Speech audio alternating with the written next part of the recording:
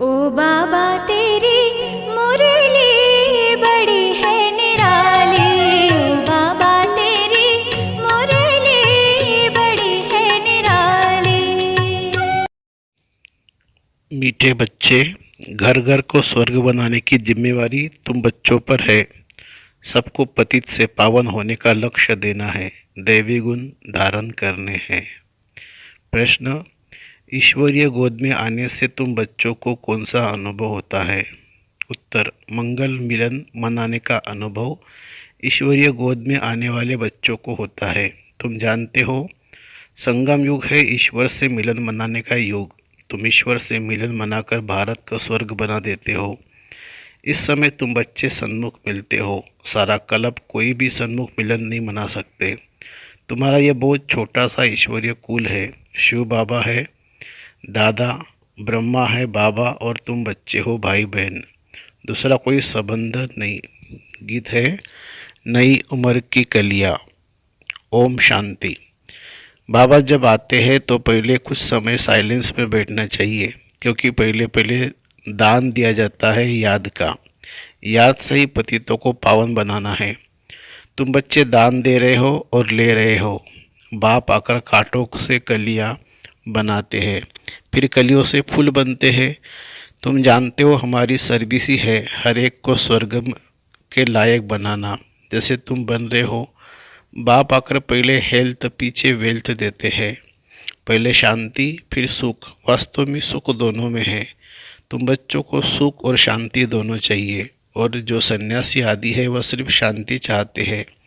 सन्यासी सुख नहीं चाहते हैं। सुख तो वह दे न सके। अगर शांति देवे तो भी अल्पकाल क्षण भंगुर सुख के लिए। कहते हैं कि सुख तो काग विष्ठा समान है। सन्यासी बोध करके शांति चाहते हैं मुक्ति के लिए। मुक्ति दूसरा कोई दे नहीं सकता। इसको बेहद की मुक्ति, बेहद की जीवन मुक्ति कहा जाता है। सो बेहद का बाप ही देते हैं। तुम जानते हो, इस समय सब कांटे चुभते हैं। बाप कहते हैं सब एक दो को काम कटारी से मारते हैं। उनको पता नहीं कि काम कटारी को हिंसा कहा जाता है। तुम विकार में जाते हो तो आदि मध्य अंत एक दो को दुख देते हो। यह दुख की दुनिया। सुख की दुनिया स्वर्ग में होती है। सुख की दुनिया स्वर्ग को कहा जाता है, जबकि नई दुनिया सृष्टि नया भारत है। भारतवासी जो देवी देवता के पुजारी है, जानते हैं कि इन देवताओं का राज्य था जिसको स्वर्ग कहा जाता है। यह भी महसूसता आती है। लक्ष्मी नारायण के मंदिर में जाकर उनकी महिमा गाते हैं। समझते हैं भारत के यह मालिक थे, भारत स्वर्ग था। यह भी महसूसता आती है, परंतु हवा के मुवाफिक समझते तो है। भारत में लक्ष्मी नारायण के इतने मंदिर बनाते हैं तो उन्हों की राजधानी थी। महाराजा महारानी कहा जाता है, परंतु कब थे सो भूल गए हैं। कितनी साधारण भूल है। कोई जास्ती टाइम नहीं लगा हुआ है। 5000 वर्ष की बात है। क्राइस्ट बुद्ध आदि को तो 2-2500 वर्ष हुए हैं। उनके लिए ऐसे कहते हैं कि रियनकार्नेशन हुआ। यूँ तो रियनकार्नेट हर एक करते हैं, आत्मा आकर प्रवेश करती है। इसको भी री इनकारनेट कहेंगे, परंतु पहले बड़ों का नाम गाया जाता है। कहा जाता है परमपिता परमात्मा रियनकारनेट करेंगे, तब आकर शरीर में प्रवेश करेंगे। रियनकारनेट का अर्थ यह है, तो जो बड़े नामी ग्रामी होते उनके लिए यह कहा जाता है। जैसे बुद्धू का रियनकारनेशन, क्राइस्ट का रियनकारनेशन, बौद्धि और क्रिश्चियन का भारत से कनेक्शन देखने में आता है। गुरु नानक को 500 वर्ष के लगभग दिखाते हैं। उनका भी छोटा रियनकारनेशन है, वह बड़े हैं। तो रियनकारनेशन सब करते हैं। अब परमपिता परमात्मा को बुलाते हैं, परंतु कब आएगा कैसे आएगा यह नहीं जानते।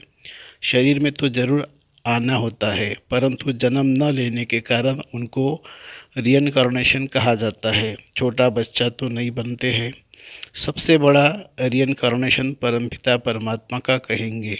गाते हैं परमात्मा 24 अवतार लेते हैं। अब कह देते पत्थर पत्थर में अवतार लिया, गिरते जाते हैं।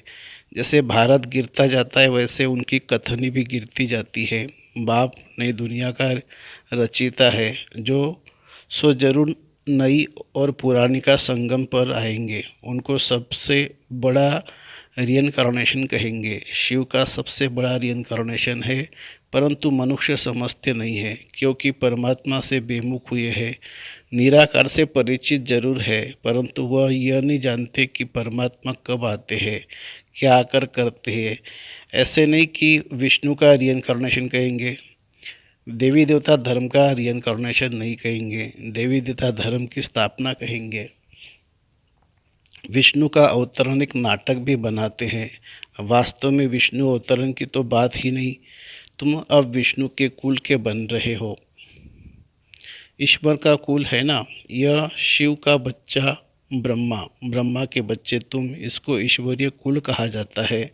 परमपिता परमात्मा कहते हैं मैं आकर तुमको अपना बनाता हूँ, मैं आकर तुम बच्चों का बाप बनता हूँ तो सबका बाप, परंतु अभी तुम ब्रह्मा द्वारा मेरे बने हो, इसलिए तुम मुझे दादा कहते हो। आत्माओं का बाप तो है ही, सब जानते इस समय मैं आया हुआ हूँ। तुम भी अभी मिलते हो बेहद के बाप से, तब मिलते हो जब बाप जन्म देते हैं।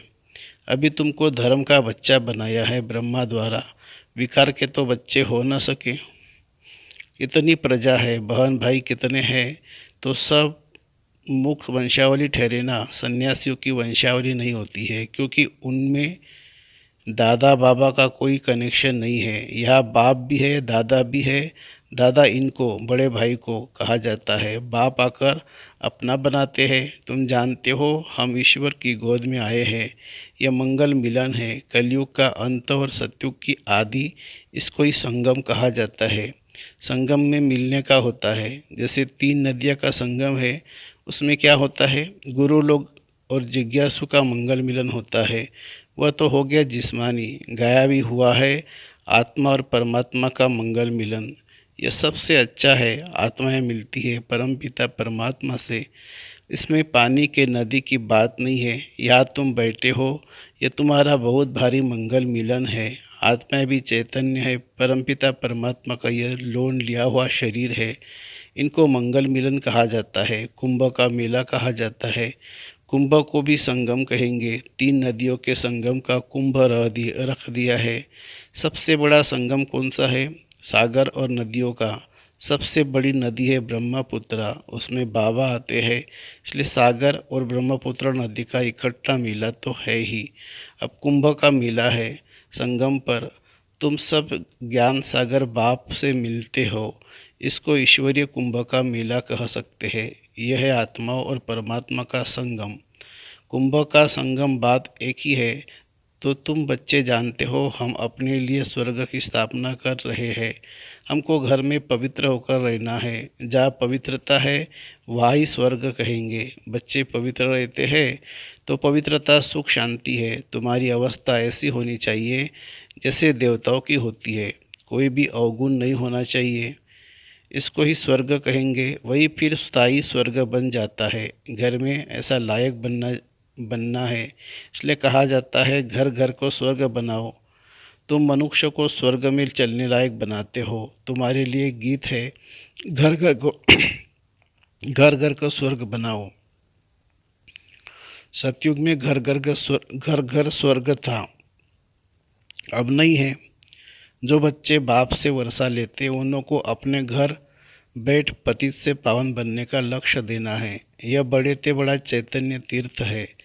जहाँ शिव बाबा सागर है वहाँ तुम आत्माएं गंगाएं जरूर होंगी। यह सबसे बड़ा उच्च ते उच्च मेला है। ये सब है भक्ति मार्ग के मेले।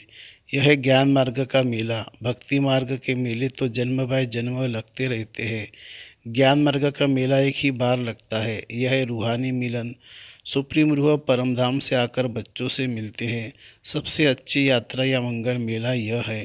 तुम चैतन्य सागर तो कहाँ भी जा सकते हो, वह जड़ सागर तो कहाँ नहीं जाता है। ये सागर जाता है, तुम नदियों भी जाती हो निमंत्रण पर।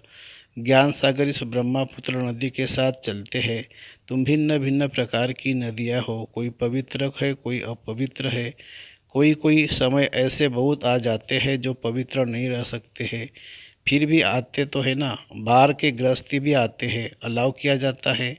ऐसे भी नहीं सबको अलाउ करेंगे। कोई मित्र संबंधी आदि आते हैं जिन्हों को उठाने के लिए अलाउ करते हैं, नहीं तो कायदे बहुत हैं। इंद्रप्रस्थ में कोई पतित आ न सके, कोई भी पंडा व सब्ज परी आदि कोई भी पतित को साथ में ले आ नहीं सकती। इसलिए बाप कहते हैं खबरदार रहना। सर्टिफिकेट तुमको मिलता है, किसी को साथ ले आती हो या भेज देती हो, रिस्पॉन्सिबिलिटी तुम्हारे पर है। तुम यूँ तो सेंटर पर निमंत्रण भी देते हो, कितने पतित आते होंगे। सेंटर पर पतित आए तब तो उनको पावन बनाओ। यहाँ तो सागर बैठा हुआ है तो नियम रखे हुए नब्ज देखी जाती है। डॉक्टर सर्जन भी तो भिन्न भिन्न होते हैं ना। मम्मा बाबा व अनन्य बच्चे बात करेंगे तो झट पता लगेगा कि बुद्धि में बैठता है व नहीं।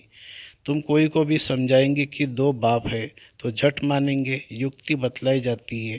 परम पिता परमात्मा को तो सब याद करते हैं। हम फलाने बाप के बच्चे हैं, सिर्फ उनके ऑक्यूपेशन का नहीं जानते। यह तुम बच्चे समझ जा गए हो कि जिस जिस नाम रूप से जो भी मनुष्य आते हैं उसी नाम रूप से 5000 वर्ष बाद फिर आना है जरूर। क्राइस्ट का जो चित्र है हूबहू फिर उसी समय ही सब हो सकता है, ऐसा और किसी मनुष्य का हो नहीं सकता। कृष्ण का जो चित्र है वह फिर और किसी मनुष्य रूप में हो न सके। आत्मा भिन्न भिन्न नाम रूप देश काल में जन्म लेते लेते अपतित हो गई है, उसको फिर पावन बनाते हैं। तुम जानते हो कल्याणकारी बाप है, अकल्याणकारी रावण है। सबको सद्गति देने वाला बाप है। फिर इसमें मनुष्य तो क्या सब चीज़ों की सद्गति हो जाती है। नरक का विनाश, स्वर्ग की स्थापना होती है। जो कल्प पहले आए थे, कोई पंजाबी कोई पारसी आते हैं, सभी को निमंत्रण देना है। बाप आया हुआ है, ढिंडोरा पीटने में भी हर्जा नहीं है। तुम्हारे चित्र भी बड़े अच्छे हैं, अभी तुम मंदिर लायक बनते हो। अब भूतों को निकालने में बड़ी मेहनत है। लक्ष्मी अथवा नारायण को वरने के लिए विकारी अवगुण निकालने में कितनी मेहनत लगती है। कोई को काम का भूत, कोई को क्रोध का भूत, किसी को मोह का भूत। थप्पड़ मार देते हैं, एकदम गिर पड़ते हैं। लोभवश भी गिर पड़ते हैं। अच्छे अच्छे घर की बच्चियाँ मिठाई देखेंगी तो छिपा कर खा लेगी। लोभ ने भी कितनों को नुकसान पहुंचाया है। लोभ के वश ही चोरी करते हैं। पहले तुम भट्टी में थे, अभी तो सबको अपने घर में भट्टी बनानी पड़े। बाप ने एक ही बड़ी भट्टी बनाई है, अभी तो कहते पहले 7 रोज भट्टी में रहना पड़े। आजकल किसी का भट्टी में बैठना बड़ा मुश्किल है। सेंटर में भी आते हैं तो रंग चढ़ाते हो, फिर घर में जाने से उड़ जाता है, संग दोष लग जाता है। अभी तो बड़ी मेहनत है। अभी तुम बच्चे जानते हो हम ईश्वरीय कुल में बैठे हैं, दादा बाबा और हम भाई बहन हैं। ब्राह्मण कुल सर्वोत्तम गाया हुआ है, उन ब्राह्मणों को भी तुम ज्ञान दे सकते हो। ब्राह्मण है उत्तम चोटी। यह संगम युग ब्राह्मण ही फिर देवता बनते हैं। पहले तो देवताओं से भी उच्च ब्राह्मण है, चोटी तो ऊंची ठहरी ना। तुम ब्राह्मण देवताओं की पूजा करते हो, अपने को पुजारी उनको पूज्य समझते हो। तुम उन पुजारियों ब्राह्मणों को भी यह समझा सकते हो। तुम हो तो सच्चे सच्चे ब्राह्मण संगम युगी। तुम ब्रह्मा मुख वंशावली हो, फिर तुम सो देवता बनते हो। स्वर्ग का देवता जरूर परमपिता परमात्मा ही बनाएंगे। अच्छा, मीठे मीठे सिखिलदे बच्चों प्रति माता पिता बाप दादा का याद प्यार और गुड मॉर्निंग। रूहानी बाप की रूहानी बच्चों को नमस्ते। हम रूहानी बच्चों की रूहानी माता पिता बाप दादा को याद प्यार, गुड मॉर्निंग और नमस्ते बाबा नमस्ते। धारणा के लिए मुख्य सार, अंदर के अवगुणों की जांच कर उन्हें निकालना है। संग दोष से अपनी संभाल करनी है। देवताएं गुण धारण कर स्वयं को लायक बनाना है। दूसरी पॉइंट, घर घर को स्वर्ग बनाने की सेवा करनी है। भूतों को बाप की याद से भगाना है। बाप के साथ मंगल मिलन मनाते रहना है। वरदान, अपने अनादि संस्कारों को इमर्ज कर सर्व समस्याओं को पार करने वाले उड़ता पंछी भव। आप सब अनादि रूप में ही हो। उड़ने वाले लेकिन बोझ के कारण उड़ता पंछी के बजाय पिंजड़े के पंछी बन गए हो। अब फिर से अनादि संस्कार इमर्ज करो अर्थात फरिश्ते रूप में स्थित रहो। इसी को ही सहज पुरुषार्थ कहा जाता है। उड़ता पंछी बनेंगे तो परिस्थितियाँ नीचे और आप ऊपर हो जाएंगे। यही सर्व समस्याओं का समाधान है। स्लोगन है, हर कदम में कल्याण समझकर आत्मा को शांति की शक्ति का दान देना ही सच्ची सेवा है। हर कदम में कल्याण समझकर आत्मा को शांति की शक्ति का दान देना ही सच्ची सेवा है। अच्छा, ओम शांति।